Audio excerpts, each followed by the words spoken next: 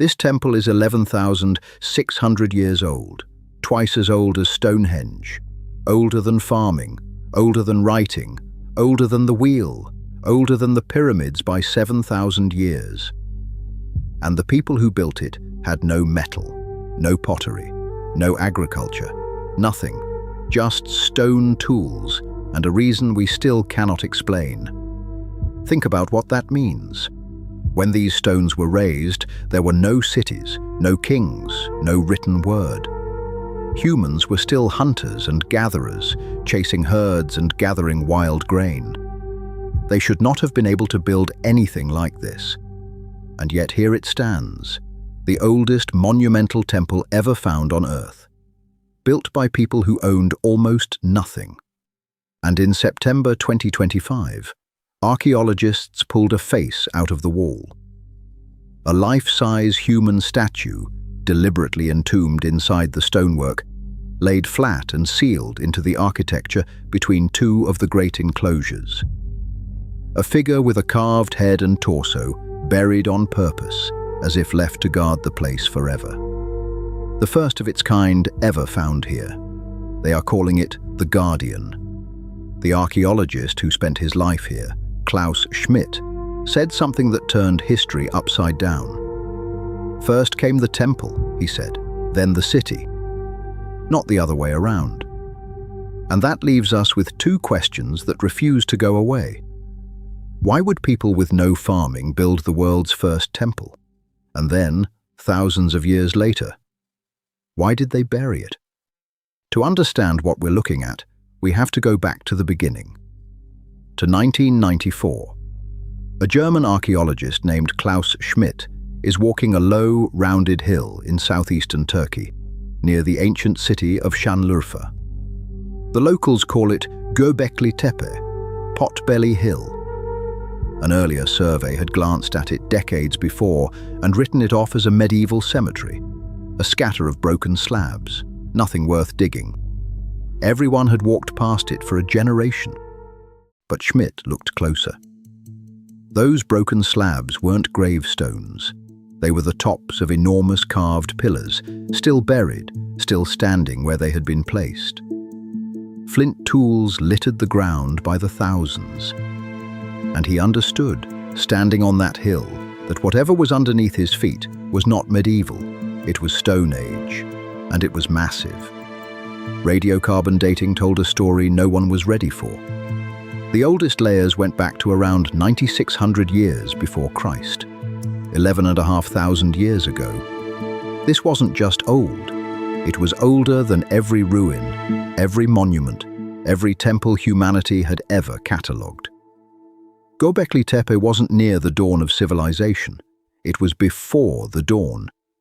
As the excavation went down, the scale became almost impossible to believe. Rings of T-shaped limestone pillars standing in circles. The largest reached 5.5 meters tall, 18 feet, and weighed up to 16 tons.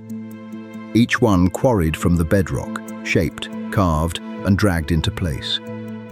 Without metal chisels, without wheels, without draft animals, by hand. And the pillars were not just pillars, they were people. Look closely and you see it. Arms carved down the sides, hands meeting at the front, belts around the waist, loincloths of animal skin. The T-shape is a head, seen from the side. These are giant, faceless stone beings, standing in a ring, watching. A congregation frozen in limestone. And crawling across their surfaces, animals, not gentle ones. Foxes with bared teeth, snakes pouring downward in waves, scorpions, wild boar, vultures with spread wings, predators and scavengers and things that sting and bite. Whoever carved these chose danger. They filled their temple not with prey, but with the creatures that could kill you. One pillar stands apart. Archaeologists call it Pillar 43, the vulture stone. Its whole face is a seam. A great vulture, wings outstretched, seems to lift a small disc, maybe the sun. Below it, a headless human figure, scorpions, birds, strange handbag-like shapes. No one can read it. But it feels less like decoration and more like a message we've lost the language to understand. Now hold the whole picture in your mind. 16-ton stones, carved with scenes, raised into rings. And the people who did it had not yet invented farming. There were no domesticated crops, no herds, no permanent villages. These were bands of hunter-gatherers, the last of them. And somehow they organized on a scale we thought was impossible, without cities to house the workers. Consider just the logistics. To move a 16-ton block, you need hundreds of people pulling together. Those people have to be fed day after day at a single spot, before anyone had learned to store grain or raise livestock. Feeding a workforce that big, in that place, from wild food alone, that may be one of the reasons everything changed. Because for 100 years, we told the story of civilization one way. First, people learned to farm. Farming gave them surplus food. Surplus food gave them free time. Free time let them build temples and cities and religion. Agriculture came first, everything else followed. It was the foundation of how we understood ourselves. And Göbekli Tepe broke it, because here the temple came first. The monument was already standing before anyone in the region had planted a single field. And that flips the entire sequence we were taught. What if it wasn't bread that built the temple, but the temple that demanded the bread? What if the sheer need to feed all those gathered builders, year after year, is what pushed people, right here on these hills, to first tame wild wheat and never leave? It is not a wild guess. Some of the earliest domesticated wheat on Earth has been traced to the mountains within sight of this hill. The world's first temple and the world's first farms rose in the same small corner of the planet, at almost the same moment. As Schmidt put it, you don't build stone circles just to survive. Something else drove these people. Belief, maybe. And belief may have built the first fields. Step inside the best preserved ring, enclosure D. 2 pillars stand at the center, taller than the rest, facing each other like the guardians of a doorway. Around them, a wall of smaller pillars, all turned inward. Whatever happened here happened in that middle space, between the 2 giants, watched by the ring of stone figures on every side. And now imagine it at night, 11,500 years ago. Fires burning against the stone, the carved animals flickering, seeming to move, foxes, snakes, vultures alive in the shifting light. Voices maybe, drums maybe. We don't know the rituals. We only know that people came, again and again, for centuries, to stand inside this ring in the dark. The vultures may hold a clue. In many early cultures of this region, the dead were not buried whole in the ground. They were left in the open, on high stone, for the vultures to strip the bones clean, a practice we call sky burial. The carved vultures and the headless man on pillar 43 may be about exactly that. Death, the release of the body, the passage out. A temple built, perhaps, right on the border between the living and the gone. Which brings us back to the Guardian, the statue they lifted from the wall in 2025. Life-size, a head, a torso, human. But it wasn't standing on display. It was laid horizontally and mortared into the base of the wall between enclosures B and D. Turkey's culture minister called it a votive offering, a gift, sealed permanently into the sacred stone. And it isn't alone. A few miles away sits a sister site, Karahan Tepe. There, archaeologists uncovered another figure that stops you cold. A 2.5-meter man, ribs carved sharp beneath his skin, face frozen, hands clasped at his groin. Some think he represents the dead. He sat on a stone bench, on a wall, beside a carved vulture. the same language, the same obsessions. Because Göbekli Tepe is not one lonely miracle standing by itself. It is one node in a whole hidden network. Archaeologists now call it Taş Tepeler, the Stone Hills. A cluster of around a dozen related sites, scattered across this one landscape, all raised by the same culture in the same impossibly deep age. Göbekli Tepe, Karahan Tepe, Sayburs, Sefer Tepe. An entire lost world of carved stone, and we are only beginning to map its edges. At Sayburs, a carved wall shows a man facing charging leopards, gripping his own body. The oldest known narrative scene, a story told in stone. Everywhere across these hills, the same themes repeat. Wild beasts, the human body, death, fertility, a shared belief system, spoken in a symbolic language that spread for miles and lasted for over 1,000 years. And then comes the strangest part of the whole story. Around 8,000 years before Christ, after more than 1,000 years of use, the people of Göbekli Tepe did something no one fully understands. They stopped, and they buried it.